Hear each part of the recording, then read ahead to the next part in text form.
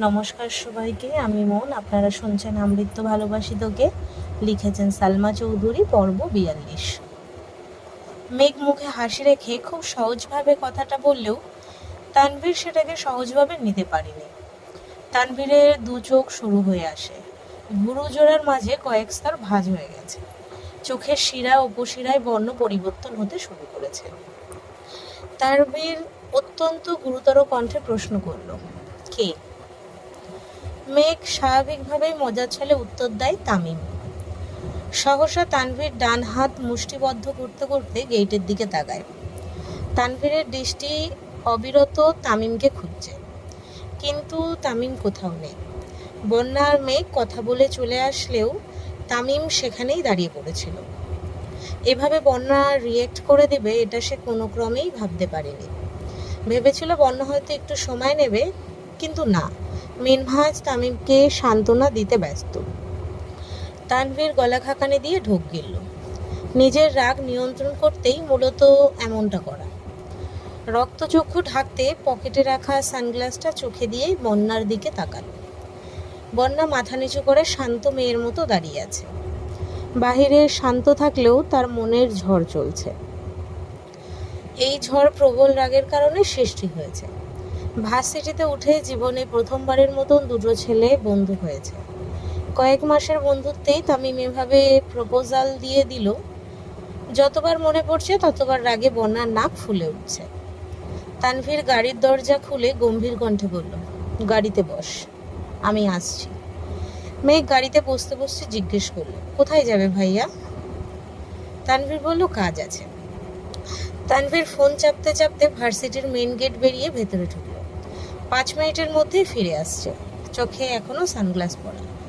গাড়ির ড্রাইভিং সিটে বসে ফোনটা গাড়ির সামনের দিকে ছুঁড়ে ফেলল। গাড়ি স্টার্ট দিল। সানগ্লাসের কারণে চোখ দেখা না গেলেও মুখ বিবরে আটকে রাখা নিঃশ্বাসের কারণে গাল দুটো অনেক বেশি গোলুমোলু দেখা যাচ্ছে। মেঘ বন্যাকে এটা সেটা বলে হাসানোর চেষ্টা করছে। তামিমের বিষয়টা বন্যা সিরিয়াসলি নিলেও মেঘ এত সিরিয়াসলি নেয়নি, বরং খুব মজা পেয়েছিল। কিন্তু বন্যাকে সে এভাবে মুড অফ করে থাকতে দিবে না। তাই রাজ্যের যত আজগুবি কাহিনী বানিয়ে বানিয়ে বন্যাকে বলছে। এক পর্যায়ে বন্যার সব রাগ মেঘের আজগুবি গল্পের কাছে হার মেনে নিয়েছে। বন্যা হাসতে হাসতে পেট চেপে ধরেছে, সেই সাথে মেঘও হাসছে। তানভীর গাড়ির মিররের দিকে তাকিয়ে দুজনের স্পর্শফুত হাসি দেখে দীর্ঘশ্বাস ছেড়ে আবারও মুখ ফুলিয়ে শ্বাস টানল। দুই বান্ধবীর হাসি থামার নামই নেই। আজ যে ড্রাইভারের বদলে তানভীর গাড়ি চালাচ্ছে, এদিকের মেঘের কোনো হুঁশই নেই। আচমকা বন্যার নজর মিররে পড়তেই আঁতকে ওঠে, মেঘের হাত চেপে ধরে। শেষ। তানভীরের গুরুগম্ভীর চেহারা দেখে বান্ধবীর হাসি গায়েব। চোখে চোখে ইশারায় কথা বলছে। তখনই তানভীরের ফোনে কল আসে।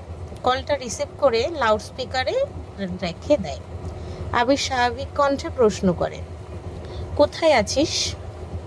আবিরের কণ্ঠ শুনে মেঘ নড়ে চড়ে বসে। বিড়বিড় করে বন্যাকে বলে, এই যে হিটলার কল দিয়েছে। তানভীরের গুরুদুরো কণ্ঠের জবাব, রাস্তায়। আবির উত্তেজিত কণ্ঠে বলল, আমার অমনি তানভীর লাউডস্পিকার অফ করে এক হাতে ফোন কানে ধরেছে। দু একটা কথার জবাব দিল কি না তানভীর গম্ভীর কণ্ঠে প্রশ্ন করল, তোমাকে আমি কতগুলো টেক্সট করছি, তুমি কি সেগুলো দেখোনি? আবিরের উত্তর শোনা গেল না। তানভীর কিছুটা রাগান্বিত কণ্ঠে বলল, সেগুলো দেখে দ্রুত রিপ্লাই করো, রাখছি। বন্যা আর মেঘ দুজনেই মুখ চাওয়াচাওয়ি করলো। কারো মুখে কোনো কথা নেই। কিছুক্ষণের মধ্যেই তারা একটা রেস্টুরেন্টে ঢুকল। মেঘদের বসিয়ে তানভীর সোজা ফ্রেশ হতে চলে গেছে। চোখ মুখে পানি দিয়ে টিস্যু দিয়ে হাত মুখ মুছতে মুছতে ওদের বিপরীতে বসে। সেই ভার্সিটির সামনে সানগ্লাস পড়েছিল, সেটা সবেমাত্র খুলেছে। মেঘ খাবারের কথা বলতে গিয়ে তানভীরের দিকে তাকাতেই ভয় পেয়ে যায়। করুণ স্বরে আর্তনাদ করে ওঠে, ভাইয়া তোমার চোখ এত লাল কেন? মেঘের আর্তনাদে বন্যাও সেদিকে তাকায়। চোখাচোখি হয় দুজনের। তানভীরের চোখের প্রতিটা শিরা উপশিরা রক্তাভ হয়ে আছে। তা দেখে বন্যাও ভয় পেয়ে গেছে। দৃষ্টি সরিয়ে নিয়েছে বন্যা। তানভীরও অন্যদিকে তাকিয়েছে, কিন্তু মেঘ অনর্গল প্রশ্ন করেই যাচ্ছে, তোমার চোখে কি কিছু পড়েছে? তুমি কি অসুস্থ? কি হয়েছে? রাগ উঠেছে? কোনো বিষয় নিয়ে আপসেট? বনের অবিরাম প্রশ্নের উত্তরে তানভীর শুধু বলল, চোখে মুখে পানি দিয়েছি, হয়তো তার জন্য। মেঘ সূক্ষ্ম দৃষ্টিতে দেখার চেষ্টা করছে। ভ্রু যুগল কুঁচকে আছে। সে আবিরের রাগান্বিত চোখও দেখেছে, কিন্তু এতটা ভয়ানক নয়। মেঘ পুনরায় বলল, পানি দিলে চোখ এত লাল হয়? আমায় বেকল পাইছো? ভালো করে তাকাও দেখি তো। তানভীর টেবিল থেকে স্লাল গ্লাস নিয়ে পুনরায় চোখে দিয়ে ভারী কণ্ঠে বলল, হয়েছে, এত ডাক্তারি করতে হবে না। মেঘ ভেঙচি কেটে ঢং করে বলল, আমার ভাইয়ের ব্যাপারে আমি ডাক্তারি করব না তো কে করবে শুনি? অবশ্য তুমি চাইলে অন্য ব্যবস্থাও করতে পারি। তানভীর কপাল গুটিয়ে প্রশ্ন করল, কি ব্যবস্থা? মেঘ বলল, আব্বুকে বলে একটা ডাক্তার ভাবি বাসায় নিয়ে আসবো, তখন আর আমায় ডাক্তারি করতে হবে না। চোখ লাল কেন, হাত কাটা কেন, মাথা ধরা কেন, সব কিছুর চিকিৎসা ভাবিই করবে। তানভীর ফোন রিসিভ করে উঠতে উঠতে বলল, হ্যাঁ, ডাক্তার মেয়ের বাপেরা তো আমায় মেয়ে দেওয়ার জন্য বসে আছে। পাকামি বাদ দিয়ে খাবার শেষ কর। তানভীর কথা বলতে বলতে উঠে গেছে। বন্যা মেঘের দিকে তাকিয়ে ফিক করে হেসে উঠল। এতক্ষণ যাবৎ অনেক কষ্টে সে হাসি আটকে রেখেছিল। বন্যার হাসি দেখে মেঘ প্রশ্ন করল, হাসছিস কেন? বন্যা বলল, তোদের কথা শুনে আমি কল্পনায় তোর ভাই আর ভাবিকে নিয়ে ভাবছিলাম। তোর ভাইয়ের যেই রাগ আর তেজ, কোন ময়ূষীর কপাল যে পুড়বে আল্লাহ ভালো জানেন। ভাবির সকাল সন্ধ্যা হাসপাতালে ভর্তি থাকবে। মেঘ গাল ফুলিয়ে শ্বাস ছেড়ে বলল, তোরে বলছে, আমার ভাই যতটা রাগী তার থেকেও কয়েক গুণ বেশি কেয়ারিং। শুধু রাগ আর উগ্র মেজাজ হলে আমার মায়ের খেয়ে সারা বছর হাসপাতালে ভর্তি থাকতে হতো, অথচ আমার ভাই আজ পর্যন্ত আমায় একটা থাপ্পড়ও পর্যন্ত দেয়নি।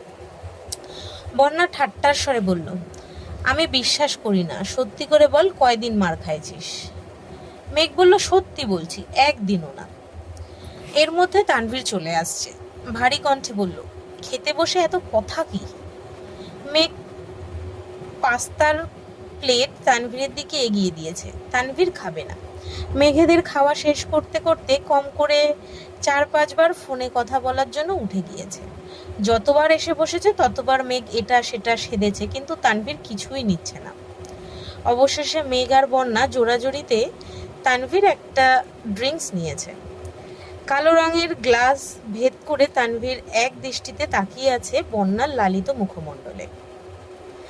মেয়েটা আহামরি সুন্দর নয়, তবে তার চোখের দিকে তাকালে মনে হয় উপরে উপচে পড়ছে তীব্র মায়া। ছোট থেকেই মেয়েটাকে দেখেছে তানভীর, কিন্তু কখনো এভাবে চোখ মুখ খেয়াল করেনি। তবে ইদানিং মেয়েটার প্রতি অন্যরকম টান কাজ করে। তাই রাত বিরেতে হঠাৎই তাকে দেখার স্বাদ জাগে। দেখা হলে ঠিক মতো তাকাতে পারে না। চোখাচোখি হলে মেয়েটা লজ্জায় নুইয়ে যায়। মেয়েটার অস্বস্তি দেখে তানভীরও আর তাকাতে পারে না। সামনে থাকলে তাকাতে পারে না ঠিকই, কিন্তু চোখের আড়াল হলেই বুকের ভেতর ছটফটানি শুরু হয়ে যায়, যেই ছটফটানির বলে ব্যাখ্যা করা সম্ভব নয়। আজ মেঘ সাথে থাকায় বন্যা মেঘের সঙ্গে কথা বলায় ব্যস্ত। এই সুযোগে তানভীর মুগ্ধ আঁকিতে বন্যাকে দেখেই যাচ্ছে। আচমকা তানভীরের দু ঠোঁটের এক কোণে কিঞ্চিত প্রশস্ত হয়। ফোন হাতে নিয়ে ফেসবুক টাইমলাইনে একটা পোস্ট করে, তুমি আমার ক্ষয়িষ্ণু হৃদয়ের মায়াময় প্রশান্তি। ওদের খাওয়া শেষ অনেকক্ষণ হলো। মেঘ কয়েকবার তানভীরকে চলে যাওয়ার কথা বলেছে, কিন্তু তানভীর তার কথা কানেই নিচ্ছে না। বন্যার বাসা থেকে কল আসছে। কথা শেষ করে বন্যা চেয়ার থেকে উঠতে উঠতে বলল, আমি আসছি মেঘ, বাসায় যেতে হবে। মেঘ ঘাড় কাত করে সম্মতি দিলেও তানভীর হুঙ্কার দিয়ে ওঠে, এই মেয়ে, কোন সাহসে উঠে যাচ্ছ? বসো, বসো বলছি। বন্যার সম্পূর্ণ দেহ একসাথে কম্পিত হয়, সেই সাথে হৃদস্পন্দন থেমে গেছে কয়েক সেকেন্ডের জন্য। ধপ করে চেয়ারে বসে পড়েছে, নিঃশব্দে শ্বাস ছাড়ল। এমনভাবে সে কখনোই কারোর ধমক খায়নি। ভয়ে কলিজা পর্যন্ত ঠান্ডা হয়ে গেছে। বন্যার সাথে মেঘও কিছুটা ভয় পেয়েছে। দুজোড়া চোখ অসহায়ের মতো তানভীরের দিকে তাকিয়ে আছে। তানভীর কপাল কুচকে বিরক্তির স্বরে বলল, আমি যখন নিয়ে আসছি বাসা পর্যন্ত আমিই দিয়ে আসবো। বন্যা কণ্ঠস্বর খাদে নামিয়ে বলল, ইমার্জেন্সি, বাসায় যাওয়া প্রয়োজন। তানভীর বলল, কেন? বাসায় যাওয়ার এত তাড়া কিসের? বন্যা বলল, নানু অসুস্থ, দেখতে যেতে হবে। তানভীর বলল, ও আচ্ছা, চলো তাহলে। বন্যা বলল, আমি একা। তানভীর গাড়ির চাবির রিং সহ হাতটাকে এমনভাবে টেবিলের উপর রেখেছে যে কাঁচ আর চাবির শব্দে আশপাশ স্তব্ধ হয়ে গেছে। সেই সঙ্গে বন্ধ হয়ে গেছে বন্যার অর্ধেক বলা কথাটাও। যথারীতি ওদের নিয়ে গাড়ি স্টার্ট দিল তানভীর। কিছু দূর যাওয়ার পর থেকেই তীব্র যানজট। তানভীর স্টিয়ারিংয়ে মাথা ঠেকিয়ে বসে আছে। তামিমের ঘটনা মাথা থেকে কোনোভাবেই সরাতে পারছে না। খানিক বাদে বাদে রক্ত টকবক করে উঠছে। রাগ কন্ট্রোল করতে পারছে না, আর সেই রাগের প্রভাব পড়ছে মেঘার বন্যার উপর। যানজট পেরিয়ে বন্যাকে বাসা পর্যন্ত এগিয়ে দিল। তারপর মেঘকে নিয়ে বাসায় আসছে। বাসায় ঢুকে এক গ্লাস পানি খেয়ে ফ্রিজ থেকে বরফের টুকরো বের করে মাথায় দিতে দিতে বেরিয়ে পড়েছে। হালিমা খান, আকলিমা খান এতবার ডাকলেন, কত প্রশ্ন করলেন, কিন্তু তানভীর নিরুত্তরে বেরিয়ে গেছে। ঘণ্টাখানেকের মধ্যেই তানভীর আবিরের অফিসে আসছে। আশেপাশে না তাকিয়ে সরাসরি আবিরের কেবিনে হাজির হলো। চোখের সানগ্লাসটা খুলে টেবিলের উপর ছুঁড়ে ফেলে আবির দীর্ঘ মনোযোগ দিয়ে ল্যাপটপে কাজ করছিল। আবিরের অপর পাশের টেবিলে পাশে দু হাত রেখে কিছুটা ঝুঁকে রাগান্বিত কণ্ঠে হুঙ্কার দিয়ে ওঠে, আটকালে কেন আমায়? আবির নিরুত্তর। তানভীর পুনরায় বলা শুরু করে, দুদিন হয়নি ঢাকায় এসে মানুষের পাখনা গজায় গেছে, পাখনা দুটো আজই পুরাইয়া দিতাম। ওই ছেলের বন্যাকে প্রপোজ করার সাহস হয় কি করে? তার বুকটা চিরে হৃৎপিণ্ডটা মেপে দেখার অতীব ইচ্ছে আমার। আটকালে কেন আমায়? আবির ল্যাপটপের দিকে তাকিয়ে থেকেই বলল, বস। তানভীর বলল, আমি এখানে বসতে আসিনি। তুমি মারবার জন্য নিষেধ কেন করেছো? ওই ছেলের প্রতি এত দয়া কিসের তোমার? এখনো সময় আছে, একবার ওকে বলো। আবির একটু উচ্চস্বরে পিএসকে ডাকলো। পিএস আসতেই স্বাভাবিক কণ্ঠে বলল, একটা কোল্ড কফি দিতে বলো, সাথে কিছু নাস্তা আনানোর ব্যবস্থা করো। পিএস, জি ভাইয়া। আবির পুনরায় ডাকলো, শোনো, অন্য কাউকে না পাঠিয়ে বরং কষ্ট করে তুমি যাও। নাস্তার সাথে ভালো দেখে একটা ফুলের মালা নিয়ে আইসো, আর হ্যাঁ, অবশ্যই সেটা যেন তাজা ফুলের মালা হয়। জেলা ছাত্রলীগের সভাপতি আমার অফিসে আসছে, কাগজ ফলের মালা দিলে তো মান সম্মান থাকবে না। জি ভাইয়া বলে পিএস চলে গেছে। তানভীর অগ্নিদৃষ্টিতে আবিরের দিকে তাকিয়ে আছে। পিএস বের হতেই তানভীর রাগান্বিত কথায় চিৎকার চেঁচামেচি করতে শুরু করেছে। আবির সেসব পাত্তা না দিয়ে ল্যাপটপে কাজ করছে আর মিটিমিটি হাসছে। তাদের দুই ভাইয়ের দুই রকম সমস্যা। আবিরের রাত যখন কন্ট্রোলের বাইরে চলে যায় তখন তার হাত পা স্থির থাকে না। কোনো ছেলের উপর রাগ উঠলে সেই ছেলেকে হাসপাতালে পাঠিয়ে তবেই শান্ত হয়, আর পরিবার বা প্রিয়তমার উপর রাগ করলে সেই রাগ নিজের উপর দিয়ে যায়। কখনো দেয়ালে অবিরাম ঘুষি দিয়ে নিজেকে ক্ষতবিক্ষত করে, কখনো বা শখের জিনিসগুলো ভেঙে চুরে একাকার করে ফেলে। অন্যদিকে তানভীরের স্বভাব উল্টো। মারপিটে তার তেমন আগ্রহ নেই, তবে আবির বিদেশে থাকাকালীন ভাইয়ার জন্য অনেকবার অনেককেই হালকা পাতলা মায়ের দিতে হয়েছে। তবে খুব বেশি রাগ উঠলে তানভীর প্রচুর চিল্লায়। যা মুখে আসে তাই বলতে থাকে, কাউকে পরোয়া করে না। তার কথায় লজিক থাকুক বা না থাকুক, রাগ উঠছে মানে সে চিল্লাবেই। এই স্বভাব অনেকটা মেঘেরও আছে, বুঝুক আর না বুঝুক চিৎকার করে বাড়িঘর মাথায় উঠিয়ে ফেলবে। পুরো 10 মিনিট তানভীর গলা ফাটিয়ে চিৎকার চেঁচামেচি করেছে, অথচ আবির নীরব শ্রোতা। সে তার ভাইয়ের স্বভাব জানে। তানভীরের রাগ উঠেছে মূলত তামিমের উপর। এই রাগ আরও 2-3 মাস আগে থেকেই। আবিরকে সে বেশ কয়েকবার ওয়ার্ন করেছে, মারতেও চেয়েছে, কিন্তু আবির প্রতিবারই বাধা দিয়েছে। কথা বলে বা মেরেই হোক বিষয়টা সমাধান করে ফেললে আজ এই দিন দেখতে হতো না, অথচ আজও আবির নীরব। ছেলেকে কিছু বলতেও নিষেধ করেছে, তাই রাগেই তানভীর উল্টাপাল্টা চিল্লাচ্ছে। আবির তার কথায় মনোযোগ দিচ্ছে না দেখে তানভীর হুট করে আবিরের ল্যাপটপ অফ করে দিয়েছে। আবির ভ্রু কুঁচকে বলল, কাজটা শেষ করতে তো দিদি।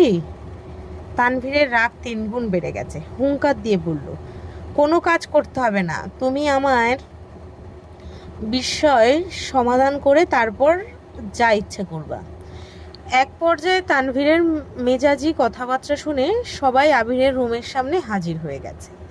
রাকিব নিজের রুমে থাকায় সে এই ঘটনা কিছুই শোনেনি। 2-1 বাধ্য হয়ে শেষমেশ রাকিবকে জানিয়েছে। রাকিব তৎক্ষণাৎ ছুটে আসে। তানভীরের কথার জবাবে আবির হেসে বলে, জি জানাব, আপনি যা বলবেন তাই হবে। অনেকক্ষণ যাবৎ চিল্লাচিল্লি করছেন, অনুগ্রহ করে আপনি শান্ত হয়ে একটু বসুন। কফিটা খেয়ে নাস্তা করে আবার শুরু করবেন, ঠিক আছে? টেবিলের উপর থেকে একটা কাঠের বক্স দেয়ালে ছুঁড়ে মারে আর চিৎকার করে বলল, কিন্তু কিচ্ছু ঠিক নেই, আর তুমিও ঠিক নেই। ছুঁড়ে ফেলা বক্সটা দেয়ালে লেগে ফেরত আসে। এমন শোনায় রাকিব রুমে ঢোকে। তৎক্ষণাৎ না সরলে বক্সটা রাকিবের মাথায় লাগলো। রাকিব আঁতকে উঠে বলে, তোরা 2 ভাই কি আমায় মারার প্ল্যান করছিস নাকি? কি হয়েছে তানভীর? তানভীর ভারী কণ্ঠে বলে, তোমার বন্ধু আমার ভাই হতে পারে না, এই আবিরকে আমি চিনি না। রাকিব বলল, কেন, কি হয়েছে? তানভীর পুনরায় বলল, তোমার বন্ধুর দেশে ফেরার কারণটা তোমার মনে আছে ভাইয়া? রাকিব বলল, হ্যাঁ, জয়কে পিটাতে। এক ছেলেকে পেটানোর জন্য নিজের কাজ শেষ না করে এমার্জেন্সি টিকিট ম্যানেজ করে দেশে ফিরেছিল। আর কতবার বলেছিলাম জয়ের বিষয়টা আমরা দেখতে পারবো, অথচ সে আমাদের কথা না মেনে দেশে ফিরেছে। এই ছেলেকে মেরে হাসপাতালে পাঠাইছে। টানা 3 মাস ছেলে হাসপাতালে ভর্তি ছিল। ওই ছেলের অপরাধ, ছেলে আমার বোনের সাথে কথা বলতে চেয়েছিল। কথা তো বলতে পারেনি, উল্টে হাত পা ভাঙলো। অথচ 3 মাস হলো বনুরা 2টা ছেলের সঙ্গে চলাফেরা করে, কথা বলে, এদিকে তার কোনো হুঁশ নেই। এ কোনোভাবেই আমার ভাই হতে পারে না। রাকিব মৃদু হেসে বলল, এই বিষয় নিয়ে আমিও আবিরকে অনেকবার বলেছি, কিন্তু ও মাথায় কি ঘুরতেছে এটা আল্লাহ ছাড়া কেউ জানে না। এই যে অফিসে আসে, নিজের মতো কাজ করে, কাজ শেষ করে চলে যায়, এমনিতেই জিজ্ঞেস করলেও উত্তর দেয় না। তানভীর কিছুক্ষণ নীরব থেকে আবিরের দিকে তাকে হঠাৎই গম্ভীর কণ্ঠে বলে ওঠে, আমার খুব ভয় হচ্ছে। ভাইয়ার এমন আচরণ আমায় খুব ভাবাচ্ছে। ভাই হয়ে বোনের প্রতি অন্যায় করছি না তো? যাকে চোখ বন্ধ করে ভরসা করি, যার হাতে আমার একমাত্র আদরের বোনকে তুলে দিয়েছি, সে আমার বোনকে আর আমাকে ঠকাবে না তো? আবির ভ্রু কুঁচকে হাসে। 2 ভ্রুর মাঝে কয়েক স্তর ভাঁজ পড়ে। গম্ভীর কণ্ঠে বলে, কি সব বাজে কথা বলছিস, অনেক হয়েছে, এবার থাম। তানভীর পুনরায় উচ্চ স্বরে বলে, কেন থামবো? আমি কি এমন বাজে কথা বলছি? তুমি বেশ কিছুদিন যাবৎ আমার বোনকে ইগনোর করছো, কিন্তু কি ভাবছো আমি দেখি না? আমাকেও কিছু শেয়ার করো না, নিজের মর্জি মতো চলো। 3 দিনের জন্য বাড়ি থেকে গায়েব হয়ে গেছো। এত এত কল দিলাম, রিসিভ করার প্রয়োজন মনে করনি। একটা সময় পর্যন্ত যেই আবির ভাইয়া বলতো আমার বোনের চোখে নিজের ধ্বংস দেখে, সেই এখন আমার বোনের হাস্যজ্জ্বল জীবনটাকে ধ্বংস করতে উঠে পড়ে লেগেছে। সত্যি করে বলো, আমার বোনের থেকেও তোমার জীবনে কি এমন গুরুত্বপূর্ণ জিনিস সের আবির্ভাব হয়েছে যে তুমি আমার বোনকে এত অবহেলা করছো? নাকি তোমার জীবনে নতুন কোনো রমণীর আগমন ঘটেছে যে আমার বোনের থেকেও? তানভীর কথা সম্পূর্ণ করার আগেই আবির রাগান্বিত কণ্ঠে বলল, আমার লোচনে দেখা ভয়ঙ্কর সুন্দরী হলো আমার মেঘ। এই তল্লাটে লক্ষ কোটি সুছিদ্রের ভিড়েও আবিরের দৃষ্টি এক কাদম্বিনীতেই আটকাবে। নিষ্ঠুর পৃথিবীতে তার মোহাচ্ছন্নতা ব্যতীত আবিরকে ধ্বংস করার কোনো অস্ত্র এখনো আবিষ্কৃত হয়নি। শেষবারের মতো বলছি, কান খুলে শোন। তোর বোনই আমার জীবনের একমাত্র রমণী, যার আগে বা পরে ভুলক্রমেও কোনো মেয়ে আমার জীবনে আসেনি আর আসবেও না। তোর বোন ছিল, আছে আর সারা জীবন পাশে থেকে এই আবিরের উপর তার কর্তৃত্ব চালাবে। এক আবিরের প্রাণ এক মেঘেতেই নির্বদ্ধ। তানভীর বলল, যদি তাই হয় তবে আমার বোনের প্রতি এত অবহেলা কেন? আমার বোনকে কেউ অবহেলা করবে এটা আমি কখনো সহ্য করব না। সে যদি সাজ্জাদুল খান আবিরও হয় তাও, আই ডোন্ট কেয়ার। আবির ভুরু উঁচিয়ে চোখ বড় করে তাকিয়ে আছে। তানভীর যে তাকে ঠান্ডা হুমকি দিচ্ছে আবির খুব ভালোই বুঝতে পারছে, তাই এভাবে চেয়ে আছে। ভাই হিসেবে কি আমি চাইবো না যে আমার বোন সবসময় হাসি খুশি থাকুক? এটা কি আমার অপরাধ? আবির নিজের চেয়ারে হেলান দিয়ে বসে কণ্ঠস্বর দ্বিগুণ ভারী করে বলে, আমার তোর বোনকে অবহেলা করার জন্য তোর বোনই দায়ী। ওকে আমি যতটা সম্ভব আগলে রাখি। ভার্সিটিতে ওঠার পর থেকে সব রকম স্বাধীনতা দিচ্ছি শুধুমাত্র তোর বোনকে খুশি রাখার জন্য। ড্রাইভার আঙ্কেল প্রায়ই 1 ঘন্টা 30 মিনিট 20 মিনিট তোর বোনের জন্য গাড়ি নিয়ে অপেক্ষা করে। তোর বোন বন্ধু বান্ধবীদের সাথে আড্ডা দেয়, খাওয়া দাওয়া করে। আঙ্কেল ডাকতে গেলে ওর মন খারাপ হবে, তাই আঙ্কেলকে বলেছি যতক্ষণই সময় লাগুক না কেন উনি যেন অপেক্ষা করেন। আমার সামর্থ্যের সবকিছু দিয়ে চেষ্টা করি যেন তোর বোন হাসি খুশি থাকে। তোর বোনের অবহেলা দেখে তোর কষ্ট হচ্ছে, অথচ তোর বোন যখন আমাকে অবহেলা করে তখন আমার খারাপ লাগে না? যেখানে তোর বোনের ঠোঁটে হাসি না থাকলেও আমার বুকে চিনচিন ব্যথা শুরু হয়ে যায়। যার হাসিতে আবির বাঁচে তার হাসি না দেখে আবির বাঁচতে কেমন করে? কি হয়েছে? মায়েশা আপুর বিয়ের সময় তুই না করা সত্ত্বেও আমি জোর করেই ওকে নিয়ে আসছিলাম যাতে মালা তোর বোনের মাথায় আজে বাজে কথা ঢুকাতে না পারে। ভার্সিটির ক্লাস শেষে আমার জন্য ওয়েট করতে বলেছিলাম। তোর বোনের হাতের মেহেন্দি নষ্ট করেছি, মন খারাপ করেছিল। ভাবলাম মেহেন্দি মোছার বিষয়টা ওকে বুঝিয়ে বলবো, অথচ তোর বোনের অপেক্ষা করার ধৈর্য হয়নি। বন্ধুদের সাথে খেতে চলে গেছে। যাও ভেবেছিলাম ওকে বোঝাবো, ওর আচরণে কথা বলতেও ইচ্ছে হয়নি। তারপর অনেক দিন ফেসবুকে ঢুকতেই তোর বোনের পোস্ট সামনে আসে, যেখানে তামিম আর মিনহাজের উল্টোপাল্টা কমেন্ট দেখে আমার পায়ের রক্ত মাথায় উঠে গেছে। স্বাধীনতা দিয়েও বলে ওই ছেলেগুলোকে ফ্রেন্ড লিস্টে অ্যাড করে ফেলবে। একবার ভাবার প্রয়োজন বোধ করেনি। ওই দিন বাসায় যাওয়ার পর তোর বোন কি যেন বলতে আসছিল, আমি এক প্রকার রাগেই কথা বলছিলাম, এতে তোর বোন রেগে গেছে। এরপর রাতে তোদের বাপ ছেলের কথোপকথন শুনে আমার মেজাজ আরো খারাপ হয়ে গেছিল।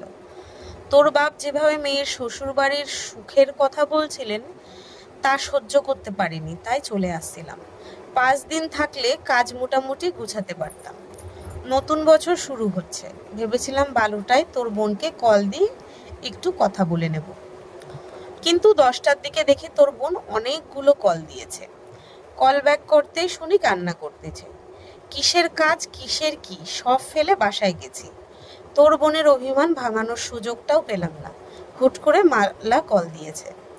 দুর্ভাগ্যক্রমে তোর বোন সেই কল দেখে ফেলেছে আর তেলে বেগুনে জ্বলে উঠেছে। সেই থেকে সেই থেকে তোর বোন আমায় দেখলেই রাগে ফুঁসতে থাকে। এতে আমার কি দোষ বল? মালাকে কি আমি বলেছিলাম আমায় কল দিয়ে আমায় রোমান্টিক মুডের 18টা বাজা? তাহলে কার দোষ? আর মালার কি লাজ লজ্জা বলতে কিছু নেই? বিয়ের দিন তো তুই সামনেই ছিলি, যা যা ঘটেছে সবটাই তোর সচক্ষে দেখা। এখন মালার যদি লজ্জা না থাকে তো আমি কি করব? আবির বল তানভীর বলল, ম্যানা কেন কল দিয়েছিল? আবির বলল, জানি না, কথা হয়নি। তানভীর বলল, ফোনটা দাও। আবির বলল, আমার ফোন? তানভীর বলল, হ্যাঁ। আবির বলল, কেন? তানভীর বলল, তুমি যা বলছো তা সত্যি কিনা দেখি। আবির বলল, মানে তুইও কি তোর বোনের মতন আমায় অবিশ্বাস করিস? তানভীর বলল, বিশ্বাস অবিশ্বাস কিছু না। আমার বোন যতদিন তোমার উপর অধিকার দেখাতে পারবে না ততদিন আমাকেই সেই দায়িত্ব পালন করতে হবে। যদি একটু এদিক সেদিক পাই তাহলে বনুকে দিব না। আবির ফোন বের করে তানভীরের সামনে টেবিলে রেখে রাগী স্বরে বলল, নে ফোন, যা পরীক্ষা করার কর, কিন্তু বারবার তোর বোনকে টেনে আমায় থ্রেট দিবি না। তোর বোন আমার মানে আমারই, বেশি করলে ওরে কিডন্যাপ করে বিয়ে করে ফেলবো। তানভীর হেসে ফোনটা হাতে নিল। হোম স্ক্রিনে মেঘের ছবি দেওয়া। তানভীর আবিরের দিকে তাকিয়ে মুচকি হাসল। আবির স্বাভাবিক কণ্ঠে বলল, ভাই প্লিজ, একটা ফাইল ছাড়া যা দেখার দেখ। তানভীর ঠাট্টার স্বরে বলল, কেন, কি আছে ওই ফাইলে? দেখতে হচ্ছে তো। তোর বোনের আর আমার ছবি আছে, যা দেখে আয়। ছবি দেখে লজ্জায় পড়লে আমি দায়ী না। তানভীর 1 মিনিটেই ফোন আবিরের দিকে এগিয়ে দিয়ে বলল, বনুর সাথে কথা বলো। আবির ফোনের স্ক্রিনে তাকাতেই নাম ভেসে উঠেছে, হৃদয় হরিণী। কয়েক সেকেন্ড হয়ে গেছে, কল রিসিভ হয়ে গেছে। আবির কল কানে ধরতে ধরতে তানভীরের দিকে তাকিয়ে কপাল কুঁচকালো। এভাবে মেঘকে কল দেওয়ায় খুব অস্বস্তিতে পড়ে গেছে সে। ফোন কানে ধরে খুব স্বাভাবিক কণ্ঠে আবির প্রশ্ন করল, কি করছিস? মেঘের রাগান্বিত কণ্ঠে জবাব, ঘাস কাটি। আবির বলল, মানে? মেঘ বলল, শুয়ে আছি। আবির বলল, খাইছিস? মেঘ বলল, ভাইয়া ট্রিট দিয়েছে, জানেন না? আবির বলল, জানি। মেঘ বলল, তাহলে জিজ্ঞাসা করছেন কেন? আবির বলল, এমনি। মেঘ বলল, কল দিয়েছেন কেন? আবির বলল, দিতে পারি না। মেঘ বলল, অবশ্যই পারেন, কিন্তু আমার কল দিতে হবে না, রাখছি, ঘুমাবো। মেঘ কল কেটে দিয়েছে। আবির তানভীরের দিকে তাকিয়ে রাগী স্বরে বলল, দেখছিস, এর জন্যই কথা বলি না। ও যে ছেলেদের সাথে মিশছে, ঘুরছে, সেদিকে সমস্যা নেই। আমায় কেন মালা কল দিয়েছে এই জেদে এখনো এমন করতেছে। এই হলো মেয়ে জাতি। নিজের বেলা দুনিয়া ভেসে যাক। তানভীর আর রাকিব দুজনেই সশব্দে হাসছে। দুই ভাইয়ের কথোপকথনে রাকিব এতক্ষণ নীরব দর্শক ছিল। দুই ভাই রাগারাগি করবে, একটু পরেই মিলে যাবে, এটা অনেক পুরনো ঘটনা। অনেকক্ষণ আগেই কফি আর নাস্তা নিয়ে আসছে। মালাটাও রাকিবকে দিয়েছিল, কিন্তু ওদের কথা কাটাকাটি দেখে রাকিব ফুলের মালাটা পাশেই রেখে দিয়েছিল। তানভীরের মেজাজ এখনো অনেকটাই শান্ত। সে আপন মনে কফি খাচ্ছে। আবির মৃদু এসে প্রশ্ন করল, তুই এখানে কেন আসছিলি বলতো? তামিমকে মারতে দেয়নি তার জন্য? অথচ 1 ঘন্টা যাবৎ তোর বোনকে নিয়ে ঝগড়া করছিস। এখন তুই ভাব তোর রাগ কেমন। লজিক থাকুক আর না থাকুক, রাগ উঠছে মানে চিল্লাতেই হবে। তানভীর ভারী কণ্ঠে পুনরায় হুঙ্কার দিল, তুমি অনুমতি দিয়ে ওই ছেলেকে এখনই মাটিতে কূপে রেখে আসবো। আবির বলল, তাতে কি লাভ হবে শুনি? আমি পুরো ঘটনায় জানি, তুই যা বলছিস সেটাও বুঝেছি, কিন্তু সমস্যা হচ্ছে তোর ওনার ব্যাপারে যতটুকু তথ্য আমি পেয়েছি, উনি খুব বাস্তববাদী একজন মানুষ আর খুব স্ট্রিক্ট। তোর বোন যেদি ঠিক আছে, তবে আমি তাকে সামলানোর ক্ষমতা রাখি, কিন্তু তোর যা অবস্থা, রাগ উঠলে লজিক বেলজিক যেভাবে একাকার করে ফেলিস, থাক আর কিছু বললাম না। এখন মূল ঘটনায় আসি। তোর ওনাকে তামিম প্রপোজ করেছে। উনি যদি স্ট্রং মেন্টালিটির মেয়ে না হতো তাহলে উনি মুখের উপর রিজেক্ট করতে পারতো না, সময় নিত, ভাবতো, পরে ইনিয়ে বিনিয়ে না করতো। এখন এই ঝামেলা বিহিত ঘটনায় তুই গিয়ে হুট করে ওই ছেলেকে পিটালি, এতে আর কিছু হোক বা না হোক বন্যার সামনে তোর ইমেজটা নষ্ট হবে। তুই রাজনীতি করিস, এটা অলরেডি একটা নেগেটিভ ইস্যু। এখন এভাবে মারপিট করলে অবশ্যই বন্যার কানে কথা যাবে, তোর প্রতি তার নেগেটিভ চিন্তাভাবনা আরও বেড়ে যাবে। এখন তো কথা বলে, পরে দেখবি তোকে দেখলে কথাও বলবে না। তখন প্রপোজ করতে গেলে জীবনেও অ্যাকসেপ্ট করবে না, বরং সম্পর্ক আরও নষ্ট হবে। আমি চাই না তুই একই ধাক্কা দুবার খাস। প্রথমবার তোর ভুল ছিল না, তবুও কষ্টটা তুই বেশি পেয়েছিস। এত বছর পর নতুন করে কারো ভুল রাস্তায় পা বাড়ানোর আগে অন্তত পক্ষে 10 বার ভাবিস। আর ওই ছেলে যদি বাড়াবাড়ি করতে আসে তখন বিষয়টা আমি দেখব। তবুও তুই কিছু করিস না প্লিজ। তুই যেমন তোর বোনের খুশি দেখতে চাস, তেমনি আমিও তোদের দুজনের খুশি দেখতে চাই। ভুলে যাস না, আমরা সবাই এক মায়ায় বাঁধনে আবদ্ধ। আমার কিছু হলে যেমন তুই কষ্ট পাবি, তোর কিছু হলে তেমন তোর বোন কষ্ট পাবে, আর তোর বোনের কিছু হলে তো আমি শেষ হয়ে যাব। আজকের পর্ব এই অবধি। যদি সবার ভালো লাগে লাইক কমেন্ট শেয়ার করে দিও। যদি ইউটিউব থেকে শুনছো তো সবাই সাবস্ক্রাইব করো, আর যদি ফেসবুক থেকে শুনছো তো পেজটাকে ফলো করো। আর আরও ভিডিও পেতে সবাই একটু